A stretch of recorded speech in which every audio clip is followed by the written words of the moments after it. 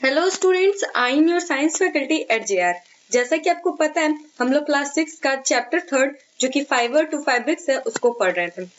इस चैप्टर में बहुत कुछ पढ़ना है अबाउट क्लॉथ्स। मैंने यहाँ पर जो पीछे इमेज लगा के रखा है ये एक मार्केट का है। आप लोगों ने भी शॉपिंग करने जब जाती होगी तो बहुत सारे इस तरह से थान, कपड़े के थान बने हुए होते हैं और आपको यहाँ पे से जो भी कलर या कपड़ा अच्छा लगता है आप उसको खरीद लेते हो।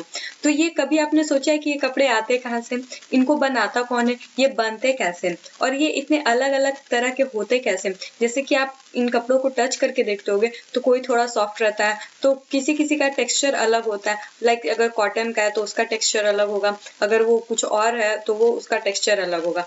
तो ये सारी चीजें आज हम लोग इस चैप्टर के हेल्प से जानने की कोशिश करेंगे। ये चैप्टर काफी ज्यादा इंपॉर्टेंट है। वैसे तो ये चैप्टर ज्यादा लेंथी नहीं था, लेकिन फिर भी इससे क्वेश्चन काफी ज्यादा आते हैं। नाउ इसमें टॉपिक्स क्या क्या है हम लोग को पढ़ने के लिए। तो पहला है व्हाट इज फाइबर्स। हम लोग पहले जानेंगे कि आखिर फाइबर होता क्या है। देन टाइप्स ऑफ फाइबर, हम लोग के पास कितने टाइप्स मतलब कितने प्रकार के फाइबर हैं। जैसे कि हम लोग के पास कॉटन भी है तो उल भी है, तो ये दोनों डिफरेंट टाइप ऑफ फाइबर है। तो ये कौन से बेसिस पे डिफरेंशिएट किया गया है हम लोग पहले इसको जानेंगे। Then variety of natural fibre, ये भी एक अच्छा टॉपिक है। Then fibres from plant source, plant source से हमें कौन कौन से फाइबर्स मिलते हैं, मतलब कि अगर कोई प्लांट है तो उससे हम लोग कौन कौन से फाइबर्स लेते हैं या फिर किस किस प्लांट के हमें हेल्प करता है फाइबर्स के लिए। Now fibres from animal, animals से भी फाइबर्स हम लोग यूज करते हैं। देन स्पिनिंग कॉटन यार्न, ये भी काफी अच्छा टॉपिक है। हम लोग स्पिनिंग के थ्रू कैसे यार्न बनाते हैं वो भी जानेंगे। देन यार्न टू फैब्रिक्स, हम लोग कपड़े कैसे बनाते हैं, अगर आपको धागा दे दिया जाता है तो हम लोग कपड़े कैसे बनाते हैं। Then history of clothing material, यहाँ पर जो क्लोथिंग मटेरियल है हिस्ट्री उसके बारे में पढ़ेंगे कि हम लोग का आखिर ये पहनने का कपड़े का ट्रेंड चला कहाँ से। तो ये वाला टॉपिक वैसे तो मैंने लास्ट में रखा है, लेकिन ये टॉपिक मैं आपको इस स्लाइड के जस्ट बाद ही बताऊंगी ताकि आपको पहले हिस्ट्री समझ आ जाए। Now history of clothing material, पहले तो क्लोथिंग मटेरियल क्या होता है, ऐसी चीजें, ऐसे कपड़े जिसको कि आप पहन सकते हो। क्लोथ्स का मतलब होता है, जैसे कि अगर मैं CLOTHS ऐसे लिख दूं तो इसका मतलब सिर्फ कपड़ा होता है, मतलब कि नॉट कपड़ा, मतलब कि ड्रेस, आपका जो भी ड्रेस होता है। जबकि क्लोथिंग मटेरियल ऐसी चीजें, ये कोई आपका ड्रेस नहीं है, ये बस एक पीस ऑफ कपड़ा जिसको बोल सकते हैं पीस ऑफ क्लॉथ।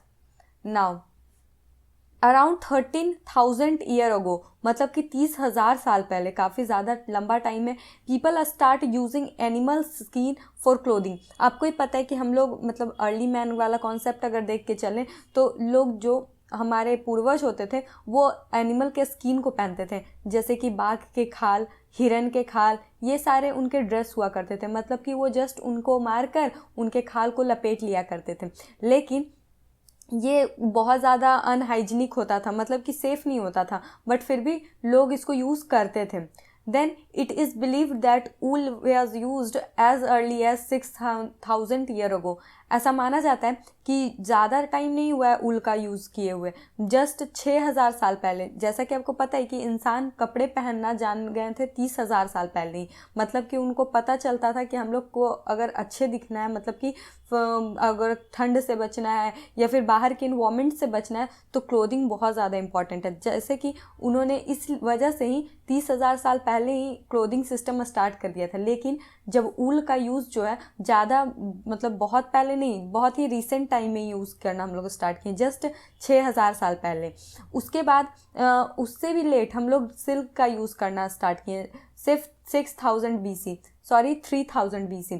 मतलब कि सबसे पहला जो कंट्री था जो कि सिल्क, मतलब कि जो रेशम के कपड़े होते हैं उसका उत्पादन करने वाला, वो चाइना ही था। ये अक्सर जीके में भी पूछा जाता है कि ऐसी पहली कौन सी कंट्री है जिन्होंने सिल्क का यूज़ स्टार्ट किया था, तो वो चाइना ही है। चाइना ने ही इसका प्रोडक्शन भी स्टार्ट किया था और उन्होंने भी ज़्यादा टाइम नहीं, जस्ट 3,000 BC, मतलब कि काफ़ी ज़्यादा, मतलब ये बहुत ही रिसेंट टाइम है as compared to 30,000। Now in India, like other बहुत सारे स्टेट में, स्टेट नहीं सॉरी, अदर बहुत सारे जो कॉन्टिनेंट्स होते हैं, बहुत सारी जगह पे लोग अलग अलग तरह की चीज़ें यूज़ करना स्टार्ट कर दिए थे। जैसे कि कहीं पे पत्ते लपेट लिया जाते थे, कहीं पे एनिमल के स्किन को, तो कहीं पे चाइना ने तो सिल्क ही अपना बना लिया था, कहीं पे उल भी इन्वेंट हो गया था। लेकिन इंडिया में उस वक्त क्या हो रहा था, तो इंडिया में कॉटन बॉल आप लोगों ने देखा होगा, रुई, उसको उससे बने हुए कपड़े, उससे बने हुए नहीं कपड़े, उससे उसको यूज़ करना स्टार्ट कर दिए थे। मतलब कि हम लोग कॉटन को काफ़ी ज़्यादा प्रेफरेंस देने लगे। हम लोग को कोई आइडिया नहीं था कि सिल्क क्या होता है, उल क्या होता है। हम लोग स्टार्टिंग में कॉटन से ही अपने आप को ढकना स्टार्ट किए। देन इस तरह के जो इंडिया में कपड़े होते थे वो स्टिच्ड नहीं होते थे, मतलब कि सिले हुए नहीं होते थे। जैसे कि आज आप देखते होगे तो आपके पास स्कर्ट होता है, शर्ट होता है जो कि सिला हुआ होता है, जबकि उस टाइम ऐसा कुछ नहीं था। बस एक ऐसे लॉन्ग, ये कुछ इस तरह का पीस ऑफ क्लॉथ होता था जिसको कि लोग अपने आसपास लपेट लेते थे। जैसे कि अगर आप आज के टाइम में देखना चाहो, इस कॉन्सेप्ट को समझना चाहो, तो जैसे कि साड़ी, आपको ही पता है साड़ी को कहीं पे भी सिलवाया नहीं जाता। वो एक जस्ट लंबा कपड़ा होता है जिसको कि लेडीज़ अपने अराउंड लपेट लेती हैं। देन धोती, जितने भी मेन होते हैं वो धोती पहन लेते हैं। देन टर्बन, इसको हम लोग पगड़ी बोलते हैं। पगड़ी को भी आप देखे होंगे, पगड़ी ऐसे सिया हुआ नहीं होता है, इसको बनाया जाता है। ये सारे अनस्टिच पीसेस ऑफ क्लोथ्स हैं। सो आपको यहाँ से हिस्ट्री समझ आ गई कि हम लोगों ने कब से क्लोथ का जो सिस्टम है स्टार्ट किया। नाउ फाइबर टू फैब्रिक्स, इस चैप्टर का ही नाम है फाइबर टू फैब्रिक्स। तो पहला फाइबर क्या होता है, फैब्रिक्स क्या होता है। तो fibre, all cloth materials are made up of long narrow thin structure called fibres. जितने भी हमारे पास कपड़े होते हैं वो बहुत ही पतली और लंबी, मतलब कि नैरो मतलब काफ़ी नुकीला सा, और लंबा और बहुत ही पतला थिन स्ट्रक्चर का एक थ्रेड होता है, उसी को हम लोग फाइबर बोलते हैं। ठीक है, जैसे कि आपको ही पता है, अगर आप फाइबर का हिंदी ऐसे कहना चाहें तो ऐसे रेसा रेसा जो होता है, आप कोई भी प्लांट ले लो, उसमें इस तरह का होता ही है फाइबर जिसको बोलते हैं हम लोग। तो इस तरह का स्ट्रक्चर आपको मिल जाएगा। तो कॉटन हो गया, कॉटन में जितने भी रुई, कॉटन में इस तरह के बल्ब जैसे, बल्ब नहीं होते वो बॉल होते हैं, कॉटन बॉल। उसको जब ऐसे एक प्रोसेस किया जाता है स्पिनिंग, आगे आपको ये पढ़ना है, तो इस प्रोसेस के थ्रू अब बनाया जाता है fibre. Now what is fabrics, आपके पास फाइबर तो आ गया, आपने फाइबर तो बना लिया, धागा तो बना लिया, लेकिन अब उससे कपड़े बनाने हैं। तो कपड़े बनाने के कई सारे प्रोसेस होते हैं। जैसे कि आपने कई जगह पे देखा होगा कि बुनकर होते हैं जो कि कपड़ा बुनते हैं। तो कई जगह पे ऊनी कपड़े बिने जाते हैं, तो वो भी बुनकर ही होते हैं, लेकिन उनको हम लोग कुछ और भी बोलते हैं। सो अलग अलग ये सब प्रोसेस है, लेकिन वो अल्टीमेटली क्या बनते हैं, वो सारे क्लोथ्स ही बनते हैं। तो fibres are defined as cloth material made by knitting और weaving of a thread together. मतलब कि हम लोग जितने भी थ्रेड होते हैं, धागे होते हैं, उसको कुछ या तो निटिंग के प्रोसेस से या तो फिर वेविंग प्रोसेस से जो एक इस तरह से पीस ऑफ क्लोथ बना लेते हैं। या फिर आप इसको ऐसे भी कर सकते हो, कपड़े को मढ़कर, धागे को मढ़कर जो एक पीस बनाया जाए उसको हम लोग फैब्रिक्स बोलते हैं। ठीक है, नाउ टाइप्स ऑफ फैब्रिक्स, हम लोग के पास कितने प्रकार के फैब्रिक्स होते हैं। तो मेनली हम लोग के पास ओरिजिन के बेसिस से, मतलब कि अगर ओरिजिन के बेसिस पे हम लोग क्लासीफाई करें तो हम लोग के पास दो ही फैब्रिक्स होते हैं, या तो वो नेचुरल होते हैं या तो फिर वो सिंथेटिक होते हैं। व्हाट इज़ नेचुरल, नेचुरल जो कि हमें नेचर देती है, ऐसे फाइबर जो कि हमें नेचर से मिलता है। जैसे कि आप एग्जांपल ले लो, जितने भी रेसादार सब्जियां होते हैं, फल होते हैं, वो रेसे कहाँ आपको पेड़ पौधे से ही मिलते हैं, लेकिन आप सारे रेसों को यूज़ नहीं कर सकते। जैसे कि आम में भी, आम का जो फल होता है उसमें भी रेसे होते हैं, पर क्या आप उस रेसे का यूज़ कर सकते हो? तो ऐसा नहीं है। क्यों? आप कर सकते हो सर्टेन प्रोसेस के थ्रू, लेकिन आपको उसमें काफ़ी ज़्यादा मेहनत पड़ेगी। आपको ही पता है उतना ज़्यादा लॉन्ग रेसेस नहीं, लॉन्ग मतलब लंबे लंबे धागे नहीं होते हैं उसमें। तो उसके जगह पे हम लोग कॉटन का यूज़ करते हैं, जूट का यूज़ करते हैं। ये सारे नेचुरल फाइबर्स होते हैं। और दूसरा सिंथेटिक फाइबर्स, सिंथेटिक फाइबर्स कहने का मतलब ये ऐसे फाइबर्स होते हैं जो कि लैब में तैयार होते हैं, मतलब कि सर्टेन प्रोसेस के थ्रू। आप जब आगे पढ़ोगे तो पॉलीमर्स करके एक टॉपिक आता है जो कि केमिस्ट्री में हम लोग को पढ़ना होता है। उस प्रोसेस इस टॉपिक में आप पूरा सिंथेटिक फाइबर कैसे बनता है, क्या होता है, ये समझ जाओगे। ये शायद क्लास 9th में आपको पढ़ना है, और जब आप इसको पढ़ोगे तब आप समझ जाओगे कि लैब में हमारे साइंटिस्ट कैसे इसको बना देते हैं। नाउ नेचुरल फाइबर्स, अब नेचुरल फाइबर्स कहते हैं कि इसको अगर, क्योंकि मैंने तो आपको ऐसे समझा दिया कि जो हमें नेचर से मिलता है, जो हमें प्लांट या एनिमल से मिलता है, उसको हम लोग नेचुरल फाइबर्स बोलते हैं। लेकिन आपको इसको ऐसे समझाना थोड़ी है, आपको तो एग्जाम में लिखना है। तो आप ये वाला स्टेटमेंट एग्जाम में लिख देना और उसके साथ कुछ एग्जाम्पल्स भी दे देना। लाइक मैं एक बार पहले पढ़ देती हूँ। Fibres that comes from plant animals that is are found in nature are called natural fibres. मतलब कि जितने भी प्लांट या एनिमल से मिलती हैं और जो नेचर में भी पाए जाते हैं, लाइक एनिमल और प्लांट हमारे नेचर से ही तो मिले हैं हमें, तो उन्हें हम लोग नेचुरल फाइबर्स कहते हैं। Example, we get jute and cotton from plant. जैसा कि आपको पता है हम लोग जूट और कॉटन किससे प्राप्त करते हैं, वो हम प्लांट से ही प्राप्त करते हैं। Now wool is acquired from the flesh of a goat और अ शिप। नाउ आपको ही पता है कि हम लोग को ऊल कहाँ से मिलता है, या तो आप बकरी ले लो, या तो आप शिप ले लो, या तो फिर याक ले लो। ये सारे रेशेदार, मतलब कि उनके शरीर पे काफ़ी ज़्यादा घने बाल होते हैं, तो आप उनके यूज़ से ऊल बना सकते हो। It can be also acquired from the hair of yak, rabbits and camel. आपको भी पता है, मैंने याक का एग्जाम्पल दिया, लेकिन रैबिट्स जो कि खरगोश होते हैं और कैमल, इनके भी बाल से आप ऊन बना सकते हो। और ये सारे जितने भी एनिमल्स हैं, इनके जो बाल जितने भी होते हैं वो काफ़ी घने होते हैं। मतलब कि आप इनको शेव कर लो, उसके बाद फिर थोड़े दिन बाद इनके हेयर वापस से ग्रो हो जाएंगे। Then silk fibre can be produced from the cocoon of the silkworm. Silk जो फाइबर होता है, मतलब कि रेशम का जो कपड़ा जिसको बोलते हैं हम लोग, रेशम का कपड़ा काफ़ी महंगा आता है, तो वो कहाँ से, इसका प्रोसेस भी काफ़ी ज़्यादा मतलब कठिन भरा होता है। मतलब कि इसको बनाना बहुत ज़्यादा हार्ड होता है, क्योंकि आपको वहाँ पर एक सिल्क वॉर्म, मतलब कि एक रेशम का कीड़ा होता है, उसको पालना होता है, और उसका जितना भी लाइफ साइकिल होता है उसको ऑब्जर्व करना पड़ता है, समझना पड़ता है, उसके बाद की आपको कुकन मिलता है। मैं आपको इस शॉर्ट में बताने की कोशिश करती हूँ। पहले आपके पास सिल्क वॉर्म होता है। सिल्क वॉर्म जनरली जो मलबेरी का लीव्स होता है वही खाता है। मलबेरी एक प्लांट है, पेड़ है, जिसके पत्ते खाकर सिल्क वॉर्म जिंदा रहते हैं। ठीक है, तो ये जब सिल्क वॉर्म अंडे देते हैं, मतलब एग देते हैं, ये जनरली 200 से 300 अंडे एक बार में दे देते हैं। तो वो कुछ दिन बाद अपने अंडे से, जब वहाँ से छोटे छोटे सिल्क के बेबी, आई थिंक इसको लार्वा बोलते हैं, वो जब बनते हैं, तो वहाँ पर जो सिल्क वॉर्म होती हैं वो एक रेशेदार, लाइक प्रोटेक्टिव लेयर बना देती है, जिसको कि हम लोग कुकन बोलते हैं।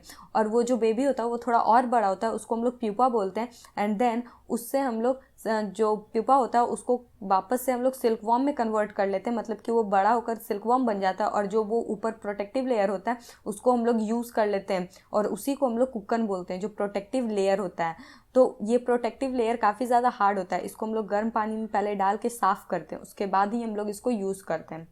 Now synthetic fibres. अब सिंथेटिक फाइबर्स क्या होता है? Fibres that are made up of chemical substance, that is substance not found directly in nature, are classified as synthetic fibre. जैसा कि मैंने आपको पहले ही बता दिया, जितने भी केमिकल सब्सटेंस होते हैं उसके हेल्प से बनाया गया जितना भी फाइबर्स होता है वो सिंथेटिक फाइबर होता है। जैसे कि नायलून, एक्राइलिक एंड पॉलिस्टर, ये सारे जो एग्जाम्पल्स हैं वो सिंथेटिक फाइबर्स के हैं।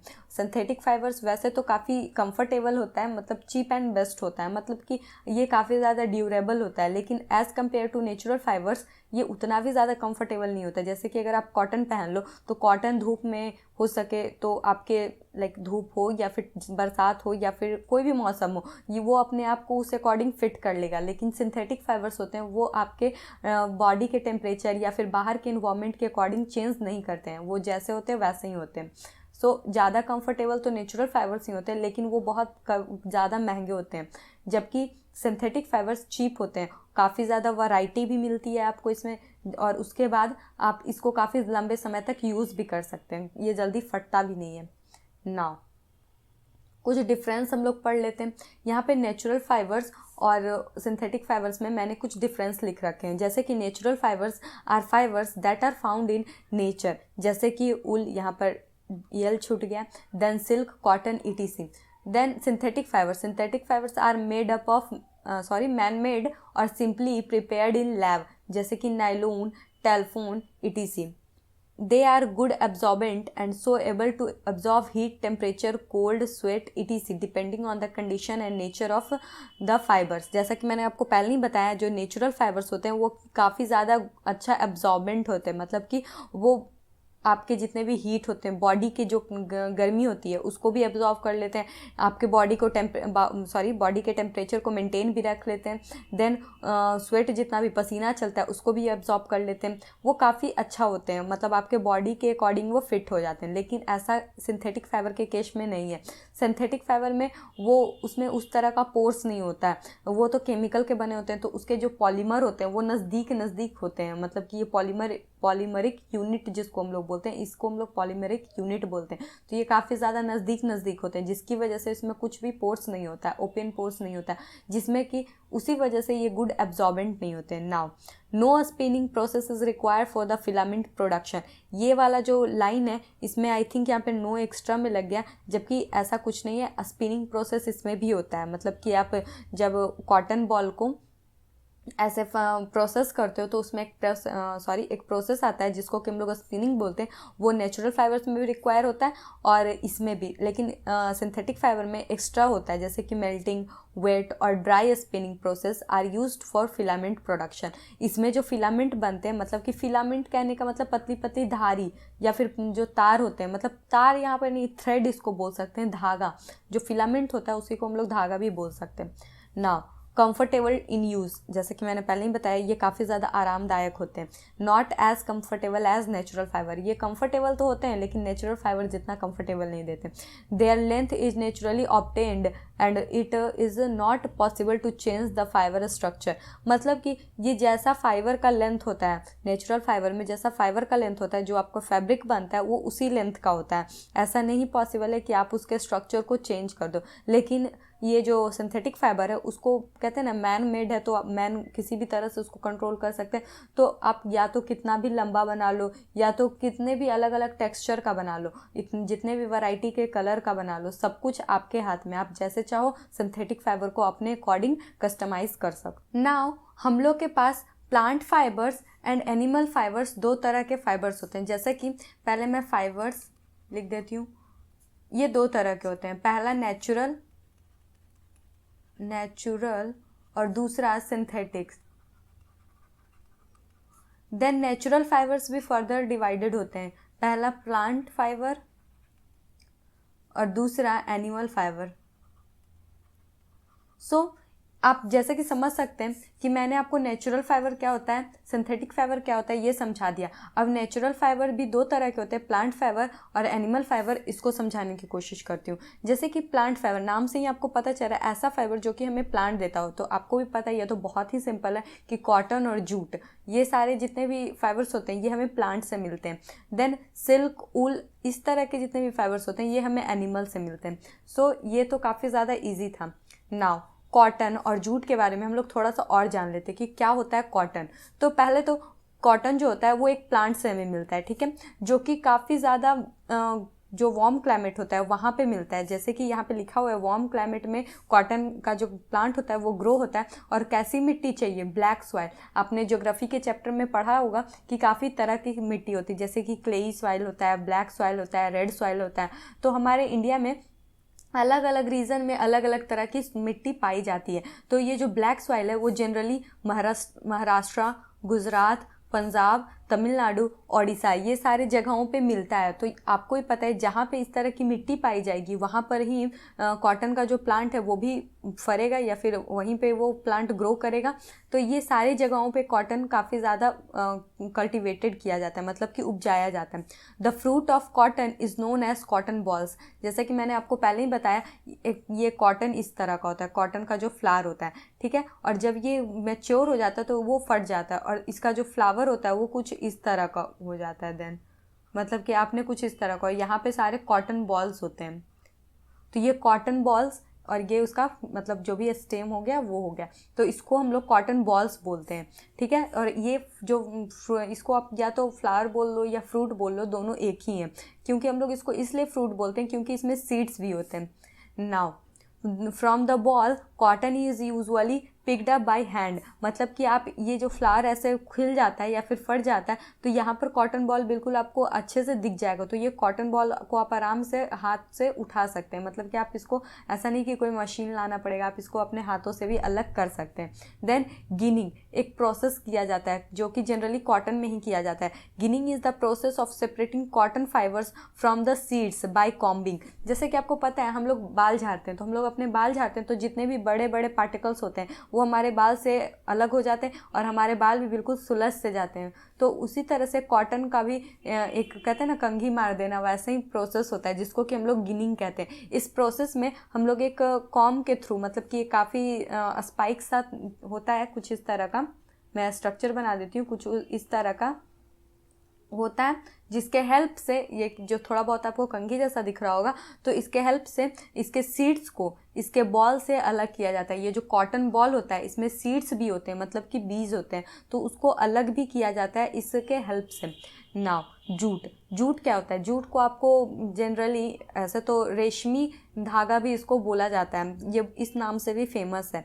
गोल्ड थ्रेड भी बोलते हैं इसको, ऐसा नहीं कि ये सोना का होता है, इसका सिर्फ कलर, इसका अपीयरेंस गोल्ड के जैसा होता है। जूट का बैग आप जहाँ पे देखे होंगे, जैसे कि आलू की जो बोरी होती है, जनरली जितने भी राशन के सामान होते हैं जनरली वो जूट में आते हैं, क्योंकि हमारे गवर्नमेंट एक ऐसा रूल बना दिया था कि जितने भी फूड के जो सामान होते हैं जैसे कि आलू हो गया और भी कई सारे जो होते हैं वो हम लोग को जूट वाले बैग में ही रखना है और सेल करना है। तो ये ऐसा रूल इसलिए बनाया गया था क्योंकि लोग जो है जूट की खेती नहीं करना चाहते थे, क्योंकि जूट का उत्पादन करने में पहले तो खर्च भी बहुत आता था और लोग खरीदना ही नहीं चाहते थे, क्योंकि लोग सिंथेटिक के जो भी बोड़े आते हैं उसको यूज़ कर ले रहे थे। सो जूट का बैग आप लोगों ने देख रखा है, ये ऐसे ब्राउन कलर का होता है, ब्राउन कलर का कह लीजिए या फिर गोल्डन, डीप डार्क गोल्डन भी कह सकते हैं। सो जूट जो होता है वो बैग्स, रोप्स, मैट्स ये सब बनाने में यूज़ किया जाता है। रस्सी भी आप लोगों ने जूट की देखी होगी जो पतली पतली होती हैं, इसका कलर मिट्टी के जैसा होता है, मतलब मिट्टिया कलर भी आप इसको बोल सकते हैं। सो बहुत सारे यूज़ में बहुत सारे पर्पस के लिए जूट को यूज़ किया जाता है। Now jute fibre is obtain from a stem of the jute plant. एक जूट का पेड़ होता है, मतलब पेड़ नहीं पौधा होता है, उसके स्टेम से, उसके तने से जूट को बनाया जाता है।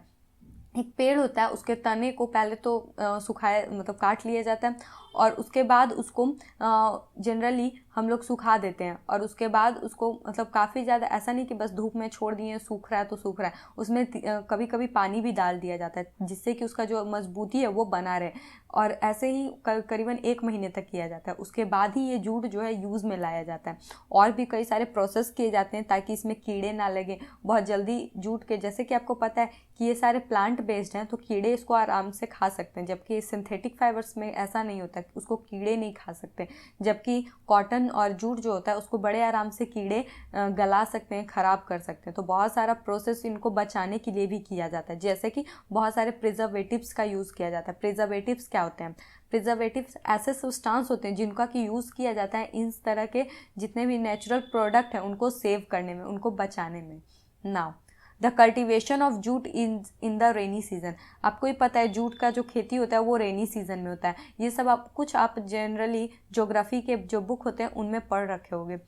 जो ये खेती होता है वो कहाँ कहाँ होता है? वेस्ट बंगाल, बिहार, असम, और वेस्ट बंगाल के अलावा एक कंट्री बांग्लादेश जो कि वेस्ट बंगाल से सटे हुए ही हैं, बांग्लादेश में भी जूट की काफ़ी ज़्यादा खेती होती है। कुछ समय पहले जब जूट की काफ़ी ज़्यादा मतलब डिमांड बढ़ गई थी और इंडिया में काफ़ी कम कल्टीवेट हो रहा था, देन हम लोगों ने मतलब हमारे कंट्री ने बांग्लादेश से भी कुछ जूट के जो जूट के पैकेट होते हैं उसको एक्सपोर्ट किए थे इंडिया में। नॉट पैकेट, मतलब कि कुछ बंडल्स इंडिया में मंगवाए गए थे। Now, when the jute plant is in flowering stage, the harvesting took place। मतलब कि जब फ्लावरिंग स्टेज पे होता है जूट का प्लांट तभी इसके स्टेम को काट लिया जाता है और उससे जूट बनाया जाता है, मतलब कि उससे जूट बनाने के प्रोसेस को स्टार्ट कर दिया जाता है। नाउ उल आपको पता है कि ये काफ़ी ज़्यादा फेमिलियर है। अगर आप जम्मू कश्मीर तरफ से हो और मतलब उस तरफ से नहीं भी हो, थोड़ा जैसे चंडीगढ़ से हो, हरियाणा से हो, पंजाब से हो, तब ये सारे जो प्रोसेस हैं उनको आप काफ़ी अच्छे से समझ पाओगे। अगर आप नहीं भी हो तब भी आप ये सारे प्रोसेस जानते ही होंगे। जैसे कि wool cloth is a spun from yarn made up of from the fibres of thick fleece of सीप्स।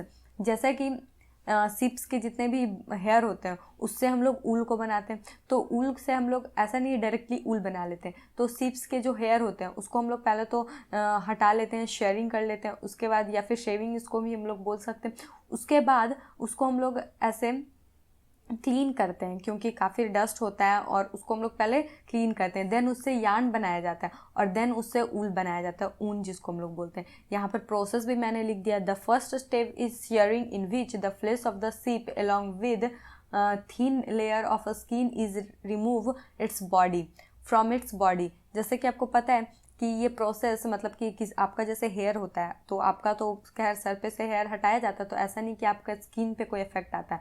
तो उसी तरह से स्किन पे सिप के भी कोई इफेक्ट नहीं आता है, लेकिन थोड़ा बहुत स्किन पे कहीं पे कट्स लग जाते हैं, तो कहीं पे पतली सी लेयर हट जाती है, तो ये सारी चीज़ें होती हैं। लेकिन उन लोग का जो स्किन होता है काफ़ी ज़्यादा मोटा होता है, जैसे कि याक का भी स्किन काफ़ी ज़्यादा मोटा होता है, तो ये सारी टेंशन उनको नहीं है। तो पहले स्टेप में उनके जो हेयर होते हैं, उनके जो बाल होते हैं या फिर उनके जो रेसे होते हैं उनको हटाया जाता है, मतलब कि ऐसे शेव करके या फिर शेयरिंग, इसी को हम लोग शेयरिंग भी बोलते हैं, उसको लिया जाता है। Then the damaged wool is separated from flesh. This process is known as grading. This process is known as grading. तो ये जो फ्लेश होता है मतलब कि उसको मतलब कि जो डैमेज उल होते हैं, मतलब कि बहुत सारे, ऐसा तो नहीं कि सारे बाल बिल्कुल स्ट्रेट होते हैं और बिल्कुल परफेक्ट होते हैं, तो उसमें से जितने भी मतलब जो डैमेज्ड उल होते हैं उसको हटाया जाता है। उस प्रोसेस को हम लोग ग्रेडिंग बोलते हैं। Then this wools are passed through a roller after washing and dyeing. This process is called carding. तो एक प्रोसेस किया जाता है जिससे कि हम लोग एक जो थिक रोलर होता है, मतलब कि रोलर आप समझ सकते हो इस तरह का होता है रोलर, मतलब कि ये इस तरह का मतलब रोल, जिससे कि आप किसी चीज़ को अच्छे से रोल कर पाओ। तो ऊल को भी एक रोलर के थ्रू पास किया जाता है, और उसका पास क्यों किया जाता है, तो वहाँ पर हम लोग उसको धोते हैं और डाई करते हैं। डाई मतलब कलर करते हैं। डाइंग प्रोसेस उतना भी, सॉरी यहाँ पे ड्राइंग लिखा हो, मैंने डाइंग पढ़ लिया था। सो यहाँ पे हम लोग उसको पहले तो वॉश करते हैं, उसके बाद सुखाते हैं। एक प्रोसेस डाइंग होता है, मैं इस प्रोसेस को भी बता देती हूँ। इस प्रोसेस में जितने भी फाइबर्स होते हैं उसको कलर किया जाता है। डाइंग एक प्रोसेस होता है, मतलब कि जितने भी उसमें डाइज को इन्वॉल्व किया जाता है। नाउ अगला जो प्रोसेस होता है, in last step spinning is took place in which fibres are gathered together and draws into a long rope, then twisted to make yarn, and then last में spinning process को किया जाता है। Spinning मतलब, spinning मैं बताती हूँ पहले। जैसे कि आपको पता है कि रुई जो होता है वो काफ़ी इस तरह से होता है, तो उसको काफ़ी मतलब प्रेशर के साथ प्रेस कर दिया जाता है और ट्विस्ट कर दिया जाता है, मतलब कि मोड़ दिया जाता है, और काफ़ी मतलब पतले पतले तार बना दिए जाते हैं। तार नहीं इसको कहेंगे, इसको कहेंगे धागा। तो उस प्रोसेस को हम लोग जब ट्विस्ट करते हैं, जैसे कि आप कभी फाइबर्स को लिए होगे, धागा के लिए होगे, तो उसको देखे होगे कि ऐसे मुड़ा हुआ होता है, मतलब कि दो पतला पतला थ्रेड होता है, वो एक दूसरे में टैंगल्ड होता है, मतलब कि इस तरह से मुड़ा मुड़ा होता है। जब आप उसको खोलोगे तो वो दो अलग अलग पतले पतले धागे में कन्वर्ट हो जाएंगे। तो उसी को हम लोग ट्विस्ट करके बनाते हैं, जिस प्रोसेस को हम लोग स्पिनिंग कहते हैं, और उससे हम लोग काफ़ी लंबा सा यार्न बना लेते हैं, मतलब कि ऊल बना लेते हैं। और इससे हम लोग फिर फर्दर आप या तो बुनाई कर लो या तो फिर आप उसको कुछ भी कर लो, आपका ऊन रेडी होता है। Then silk. Silk is a thread obtained from saliva of insect called silkworm। जैसा कि आपको पता है सिल्कवर्म जो होते हैं, अपने जो बच्चे होते हैं, प्यूपा जिसको बोलते हैं, उसके प्रोटेक्शन के लिए उसके अराउंड कुकन, मतलब कि एक लार्वा, मतलब जो सलाइवा होता है जिसको कि वो अपने माउथ से बनाते हैं। जैसे कि हमारे भी मुंह में सलाइवा प्रोड्यूस होता है, मतलब कि हमारे भी मुंह में सलाइवा बनते रहता है। तो उस सलाइवा को तो हम लोग ऐसा नहीं कि सिल्कवर्म के जैसा थ्रेड बना ले, लेकिन जो सिल्कवर्म होती है, मतलब कि रेशम की कीड़े, वो अपने बच्चों के अराउंड, जैसे कि ये सिल्कवर्म है, कीड़ा है, तो इसके अराउंड एक प्रोटेक्टिव लेयर बना देता है जो कि उनके सलाइवा से बना हुआ होता है। तो और इसी सलाइवा को, मतलब इसको हम लोग ऐसे तो कुकन बोलते हैं, और इसी को हम लोग यूज़ करके सिल्क बनाते हैं। नाउ अ स्पिनिंग कॉटन यार्न, मतलब कि अब हम लोग कॉटन यार्न को कैसे स्पिन करते हैं। देन इस प्रोसेस को हम लोग कैसे फर्दर और यूज़ करते हैं कपड़े बनाने में, इसको समझने की कोशिश करते हैं। Fabrics are made up from yarns. जैसा कि आपको पता है कि जो हमारे कपड़े होते हैं, आप अगर कपड़े को देखोगे तो ऐसे थ्रेड लाइक स्ट्रक्चर होता है, देन ये इस तरह से मतलब मढ़ा हुआ होता है। तो ये क्या है, ये दोनों आपको भी पता है, थ्रेड है, धागा है। तो ये फैब्रिक्स किससे बना है, तो ये एक धागे से बना है, यार्न से बना हुआ है। Which in turn are made from fibres, जो कि आपको पता है कि ये धागा पहले फैब्रिक्स, मैं लिख देती हूँ एक प्रोसेस, फैब्रिक्स ये किससे बनता है, ये बनता है यार्न से, ठीक है। और ये किससे बनता है, ये हमें बनता है फाइबर्स से। सो ये तीनों प्रोसेस मिलके हमें कपड़े, मतलब ये तीनों प्रोसेस इन्वॉल्व होता है एक कपड़े के बनने में। Then the process of making yarn from raw fibrous material is called spinning। जैसे कि आपको पता है स्पिनिंग एक प्रोसेस होता है जिससे कि हम लोग फाइबर को, ये फाइबर तो रॉ मटेरियल है, मतलब कि कच्चा, मतलब कच्चा माल कह सकते हैं इसको, या फिर कच्चा है, मतलब कच्चा कहने के सेंस में मतलब कि ये बिल्कुल रॉ है, मतलब इससे अभी कुछ बनाया नहीं गया, इसको प्रोसेस नहीं किया गया है। तो इसको हम लोग प्रोसेस करके धागा बनाते हैं, और इस प्रोसेस को हम लोग क्या बोलते हैं, स्पिनिंग बोलते हैं। In this process the fibres are twisted to make yarn. अब इस प्रोसेस में किया क्या जाता है, तो फाइबर्स को काफ़ी ज़्यादा पतली पतली जो रेसे जैसे होते हैं उनको एक दूसरे में स्पिन किया जाता है, मतलब एक दूसरे में ऐठा जाता है। जैसे कि आप चोटी बनाते हो तो आपके बाल कितने पतले पतले से थ्रेड होते हैं, ठीक है। जब आप उसको एक दूसरे में ट्विस्ट कर देते हो, मतलब कि मोड़ देते हो, तो कैसा, मतलब बिल्कुल एक थिक सा लंबा सा धागा, मतलब धागा नहीं, एक चोटी बन जाता है। तो उसी तरह से स्पिनिंग प्रोसेस भी है। हम लोग बहुत सारे पतले पतले फाइबर्स, जैसा कि आपको पता है कॉटन का जो रुई होता है उसका कितना ही पतला पतला रेशा होता है, ठीक है। तो इस रेशे को आप ऐसे डायरेक्टली यूज़ नहीं कर सकते कपड़े बनाने के लिए, तो आप इसको पहले ट्विस्ट करते हो, मतलब मोड़ते हो, एक दूसरे के साथ मोड़ते जाते हो, और इससे एक कपड़ा जो होता है, यार्न जो होता है, वो काफ़ी ज़्यादा मजबूत भी हो जाता है, और काफ़ी ज़्यादा ट्विस्टेड होने की वजह से इसका जो फर्दर फैब्रिक्स बनता है वो भी अच्छा बनता है।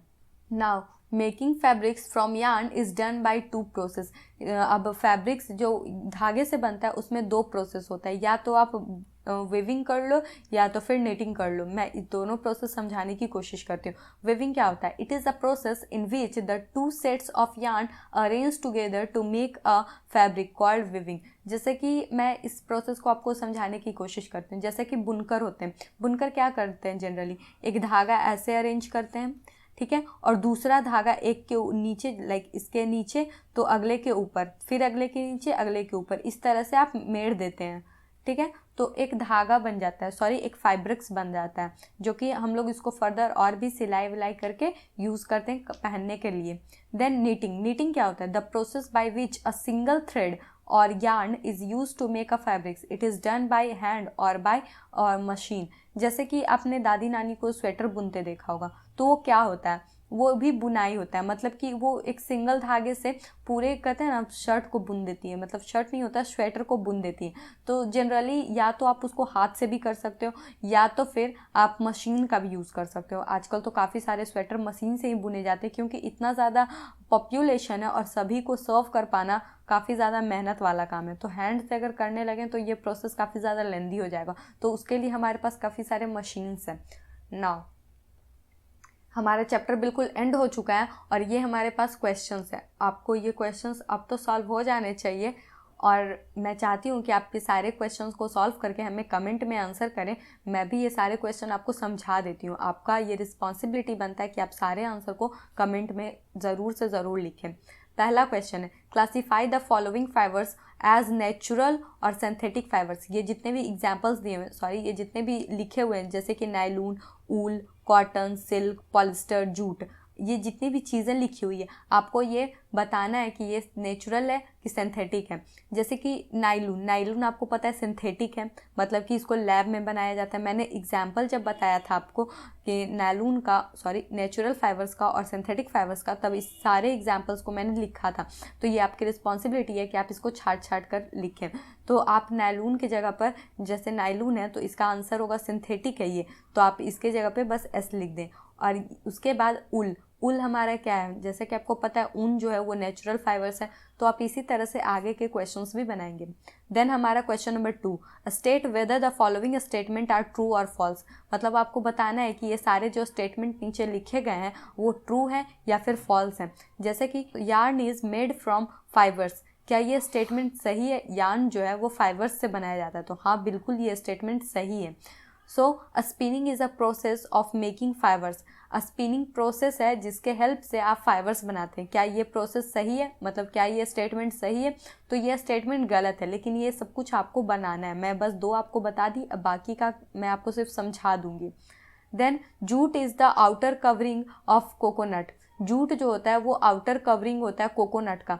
तो क्या ये बात सही है? जूट तो आपको भी पता है कि जूट का एक प्लांट होता है जिससे कि आपको जूट मिलता है। तो ये जो स्टेटमेंट है वो सही है कि गलत है, अब आपको ये डिसाइड करना है।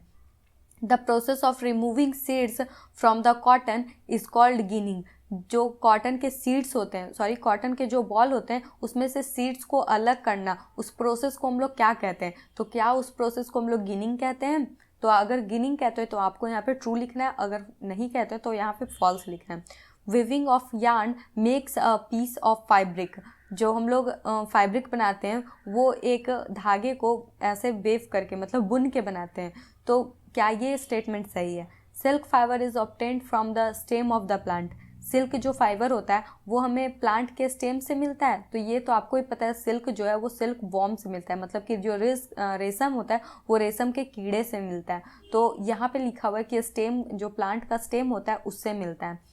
देन हमारा जो लास्ट क्वेश्चन है, polyester is a natural fibre. ये तो आपको भी पता है कि पॉलिस्टर जो होता है वो सिंथेटिक फाइबर होता है। तो यहाँ पर आप इसका आंसर लिखते हैं। Then question number 3, plant fibres are obtained from. जो प्लांट फाइबर्स होता है वो ऑब्टेन वो कहाँ से मिलता है? तो आपको ही पता है कोकोनट प्लांट और जूट प्लांट। मैंने ये कोकोनट प्लांट और जूट प्लांट के बारे में पूरे चैप्टर में अच्छी तरह से एक्सप्लेन किया है, तो आपको यहाँ पर बस उसी को फिल कर देना है। देन एनिमल फाइबर्स, जो एनिमल फाइबर्स होते हैं वो आपको कहाँ से मिलते हैं? तो एनिमल्स फाइबर आर ऊल और सिल्क। जो एनिमल फाइबर्स होते हैं वो कौन कौन से होते हैं? सॉरी, एनिमल फाइबर्स जो होते हैं वो कौन कौन से होते हैं? वो ऊल होते हैं, सिल्क होते हैं। तो ये सारे एनिमल फाइबर्स हैं। देन हमारा question number 4, from which part of the plant cotton and jute are obtained. मतलब कि ये पूछ रहा है कि प्लांट के किस पार्ट से हम लोग को जूट मिलता है। तो प्लांट के किस पार्ट से? तो यहाँ पर आपको 2 अलग अलग सेगमेंट बनाने हैं। पहला तो आपको कॉटन लिखना है। तो जो कॉटन होता है वो हमें कॉटन बॉल से मिलता है, और जो जूट होता है वो स्टीम से मिलता है, मतलब कि जो प्लांट का स्टेम होता है उससे हम लोग को जूट मिलता है। सो ये भी क्वेश्चन आपका क्लियर हो गया। Now question number 5, name 2 atoms that are made up from coconut fibres. मतलब कि आपको 2 आइटम्स लिखने हैं जो कि आपको कोकोनट के फ्रूट जो फाइबर्स होते हैं उससे मिलते हैं। मैं पहले इसको बता देती हूँ आपको। जैसे कि आपको पता है कोकोनट होता है, उसके ऊपर एक रेशम मतलब रेशेदार एक लेयर होता है, एंड देन एक सरफेस स्मूथ सा होता है इस तरह का, और ये जनरली नारियल जो होता है वो इस तरह का होता है। सो ये जो रेसे बीच में होते हैं उसको कि हम लोग यूज़ करते हैं बहुत सारे प्रोसेस मतलब बहुत सारे चीज़ों में। तो आपको बस बताना है कि ये रेसे जो होते हैं वो कहाँ कहाँ यूज़ होते हैं। तो पहला तो आप इससे मैट बना सकते हो, चटाई बना सकते हो, या तो फिर आप इससे रस्सी भी बना सकते हो। इसकी रस्सी काफ़ी ज़्यादा मजबूत होती है। Then question number 6, explain the process of making yarn from fibre. आपको एक प्रोसेस एक्सप्लेन करना है। तो ये प्रोसेस मैंने आपको पीछे के स्लाइड्स में ये रहा इसमें बताई हूँ। तो आप ये वाला जो प्रोसेस है उसको अच्छी तरह से समझ लें और इसको लिख दें। यहाँ पे मेकिंग यार्न फ्रॉम फाइबर, मतलब कि फाइबर से यार्न कैसे बनता है, इस प्रोसेस को लिखना है। तो ये जो तीनों मैंने यहाँ पर आपको अभी जस्ट समझाया है इसको आपको लिख देना है। सो इसी के साथ हम लोग इस चैप्टर के एंड में आ चुके हैं, और ये सारे समरी हैं। तो आपको पूरा चैप्टर भले ही याद ना रहे, लेकिन ये सारे जो समरी के पॉइंट्स हैं ये ज़रूर आपके माइंड में होने चाहिए। नाउ ये चैप्टर आपका यहीं पे एंड होता है। Keep learning with JR and I will come up with the next chapter of this class. Thank you, bye bye.